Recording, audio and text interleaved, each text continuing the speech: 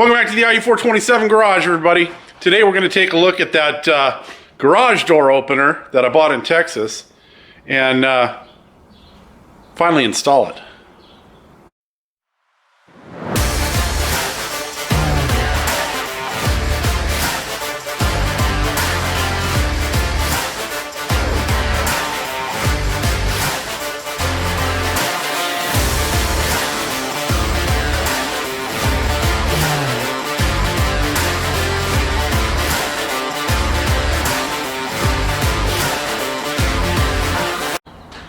Well, the jig is up because I've already installed it, but I'm going to go through the steps that I went through to get it installed and then show you guys exactly what it takes to get one of these garage door openers installed, side mounted on a garage door that you have modified for a high lift. All right, so let's start here. I'm going to just go ahead and I'm going to open the door for you. I've got the remote in my pocket.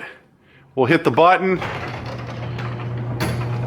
No big deal. You guys have all seen this before. Hit the button, the door goes up. Hit the button again, it goes down.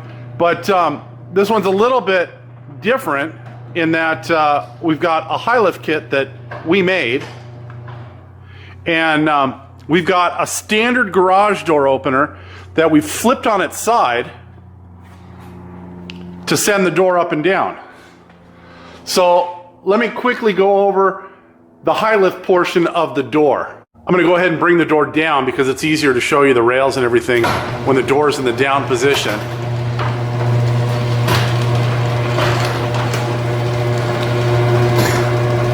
Basically what I did is took the rails, the hardware that came with the door kit that I bought, and full disclosure, I paid full price for the door. I bought this at the local home center, the Lowe's right here in our town. We have a commercial account with, and of course, I buy enough stuff there that I get discounts. The everyday discount I think is 5%, but when I order something like this, sometimes they'll throw in a bigger discount. So I always appreciate that, but I didn't get this door as any promotion or anything. I paid whatever they were asking for it. So the only issue I had with the door as delivered was that it came with, and I still have it, I'll take you guys around and show you the spring. It didn't come with the standard spring and roller assembly like you see up here. What it came with was this pre-packaged unit. So let's go over here because I still have the thing sitting here. So it came with this. It's this tube with a spring in it, so you can hear the spring in there, and then on the two ends there is a mechanism to lock it in to the hardware that they give you for the two ends of it that kind of tie it into the door assembly. And then that in turn has cables that come down on each side. The problem I had with that is knowing that I was going to turn this to a high lift, I knew that prepackaged spring kit was not going to be strong enough in order to bring the door up, because normally a door goes up to a certain point and then it goes back. And so when it gets to that point, it's not lifting the whole weight of the door all the way up. But as you can see, because I redid these rails on the door, it's all up, all the way to here. The door doesn't actually start going back until it crests right here. And at that point, most of the door's weight is on that rail right there. So I knew the spring just wasn't going to be enough.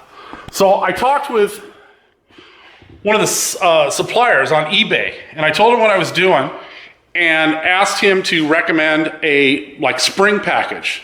So the money I saved on the door at Lowe's, I ended up spending anyway on a spring, and then I had to go out because the spring, they're trying to save you money. The spring ships in a box, kind of rolled up. So it comes in a square box, and they kind of just roll it inside that box, and then they add the end hardware. So these brackets that are on the end here, right up there, and the drums and the cables are all included in that kit. And then you have to specify that you're doing, like this is an 8-foot high door, so you got to make sure that the cables are long enough, right? So I discussed all that with the company on eBay, and after a couple of messages back and forth, they suggested that I do this package, which I believe was actually for a 16-foot door, which weighs about twice what this one does. So if you notice on any of the videos previously that I had the door open, you'll see that I've got at this portion right here, I've got a clamp, and I still have it here. So I had that clamp just to hold it up. Only because at that point, the spring was kind of holding the load, but what the door wanted to sit about down here. It wanted to sit about a foot lower than that. And then when the door was down at the bottom here, it wanted to spring up about 1.5 feet. And so I had to have the lock installed to keep the door down, and I had to use a pair of vice grips in order to keep it up at the full open during the time that I didn't have the garage door opener installed. Now it's not an issue because the opener is strong enough to hold it in either of those positions, all the way down or all the way up, and in the middle, it's kind of self-balanced. Normally you want your door to be, self-balanced all the way. But like I said, normally your door is going back. It's not going up. So we had to make some concessions. And so working with the guy, or the guys, the people at this company that I was dealing with on eBay, they made it really easy for me to like pick and choose which kind of parts I wanted, and then they put it together a package, and they just sent me like a email link or something where I could order what I needed, and then they sent it out. And they were really good to deal with. So I may even put the link in the description box of the video. So that's the high lift portion, right? So I took and I cut and welded those rails in order to fit where I wanted the high lift to go, because I wanted to go as high as possible, but I wanted to use standard hardware. I didn't want to use high lift hardware, because much like the situation I had at the old shop, up here, I didn't have room for the entire door to go straight up. So I had to get the door to go back. And so with the cutting and welding that I did, I was able to get the door, let me turn that light off. I was able to get the door up to that point there. So let me zoom in a little bit there. And you can see up there I've got a bracket that holds the actual door track in place. And then I've got this piece of conduit here that's tied to the side of the rail that kicks back onto that, like that main rail up at the top. And that's just to stabilize that, that rail in that center section so that I don't get any flex while the door is going up and have it like jump off of one of the rollers and have the door fall down. You want it fairly secure. When you're putting your door hardware in on a standard door, it's not a big deal because the rail is coming straight back, and you've got a bracket there, and you've got the traditional bracket up there. Not a big deal. But when you do it like this, you got to make sure that the center portion of the rail is secure so it doesn't flex out or flex in and try to like crush the door in between. So I got all that squared away, and I tested the door with no opener for quite some time. I mean, it's been probably 3 months, 4 months maybe, since I got the door installed where it's been operational. I've been actually able to take it up and down.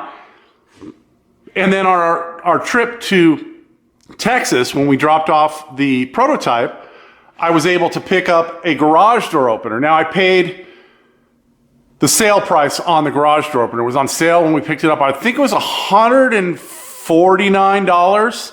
And then of course, there's sales tax in Texas, but there's not, income tax. So I paid tax for it. And so I think all in all, it came out to $162 and some odd cents. I got the receipt laying around somewhere, but trust me, it was very inexpensive when all is said and done.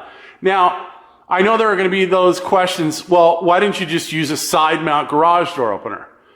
Well, in the old shop, when I first did that side mount garage door opener, let me turn the lights back on. those side mount garage door openers weren't available. I mean, they may have been available like to some of the like the specialty garage door shops and stuff like that, but they weren't available in the home centers. And so I just took it upon myself to side mount a garage door opener. Now, when you do it the way I did, just know that you're defeating a lot of the safety features that come with the door. So for instance, if the door gets stuck down, my only recourse to get the door open is to take the chain off, right? Because once the door comes down or the door is up, if it stops working, it's stuck there. There's no pull rope to basically free the door. Where with the new traditional style side mount garage door opener, there's a pulley to pull or whatever, and you can release the door and operate it manually. I'm also defeating the sensors that would stop the door if someone were to walk through the path of the door while it's going up or down. I'm really the only one out here besides Mrs. IE 427. The door's not going to be operated by anybody other than us, and so we really don't need the safety features. So what I did is I just, much like the other shop, I just put the sensors right up there on the rail. They're pointed at one another, and the door works pretty much no matter what because the sensors are defeated. The other thing that I had to do in order to make a side mount garage door opener work here is I had to get what's called a jack shaft sprocket. So this tubing right here is a true 1 inch in diameter, and I had to pick that up at my local metal supply house because in order to ship it, it would have been a bloody fortune. And so that was not included with the spring kit that I got from that company on eBay. So they tell you what to buy. I ended up getting a material that was a little bit thicker because it's what my metal supply house had in stock, and with my discount there, I think it ended up being the same anyways. I think that one tube was about $37, if I remember right. And then all of the hardware that I got from the garage door company just, basically bolts to that. So there's set screws on those drums, they tighten down, and that's what gives you the spring action going up because the drums are attached to the rail or the tube, and the tube's attached to the spring. The spring coils up, that's what gives you your lift. So the biggest issue you're gonna have when you side mount a garage door opener like this is you've gotta make sure that the operator, the door opener itself, is very secure, no flex. I chose to mount it directly to the rail of the garage door because if it's secure there, there's no chance of the chain skipping a tooth. Because generally if the chain skips a tooth, it's going to skip several teeth because of the weight of the door. So you want to make sure that the chain is taut, there's no flex in the chain, and that it is lined up and it's secure to whatever you've mounted it to. Now, I've seen other guys mount these basically to the wall. Like I could have mounted it to the wall directly under the position that it's in now and had the chain go up instead of back. And that's perfectly acceptable too. The reason I mounted it to the rail is because, one, that's the way I mounted the last one, and I just thought it would be more secure that way, being mounted to the actual garage door hardware versus the wall. That way they basically all move together if they're gonna move. And then I did mount it to the wall for some stability. So if you can see up there, there is a bracket that goes back to the wall, and there is a bolt, a lag bolt that goes into the wall and holds that side secure. And then on this side, there is a bolt and a nut that hold this side to the 90-degree angle that I've got mounted to secure the top of the opener. So like I said, I did it this way because this is what works for me. I didn't want to spend $500 on a garage door opener here in California because I would have had to not only buy the opener, but all the openers here are required to have a battery backup in them. And so that increases the price. So the going rate for one of those side mount Chamberlain garage door openers here in California is $400 to $500 minimum. And I just didn't want to, you know, spend that kind of money. I've done this enough times in the past. This will be the third time that I've done one of these in my own shop, and it works perfectly for me.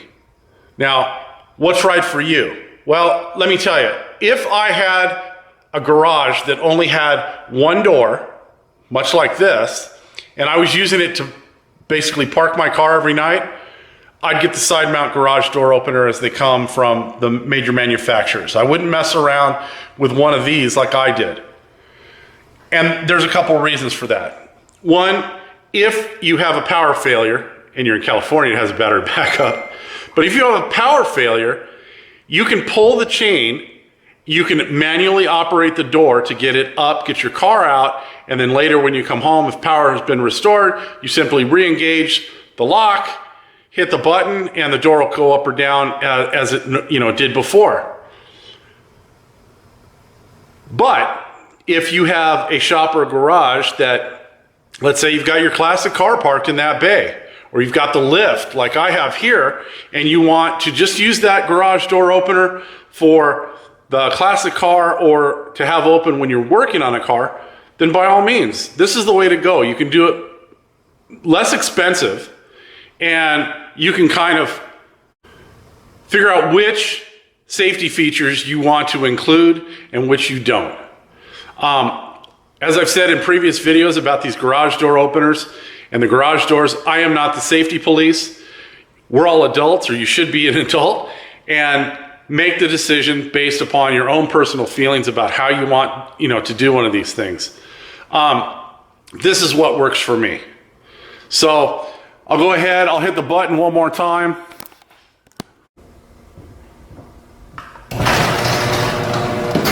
So it'll take the door all the way up to where I've got the stops set on the door.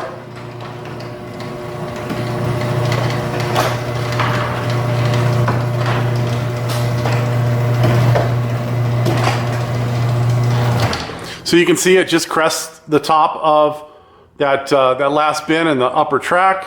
And then when I'm done, I can hit the button again and it'll come all the way down.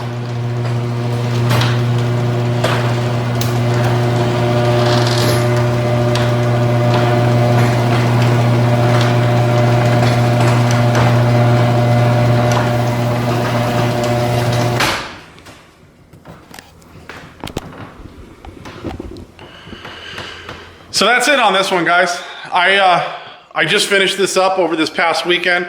I actually finished it up just before we brought the coupe back in the shop and put it on the lift for the first time. So you guys will be seeing more of the coupe here because this is the primary build in the shop right now. And we'll be working on some of the other projects that we have here in the shop, but this is the one that has taken priority because it's the one that came here first. So if you're enjoying the content here, as always, please do the like, the share, the subscribe, all that kind of stuff. We'll see you next time. Have a great day.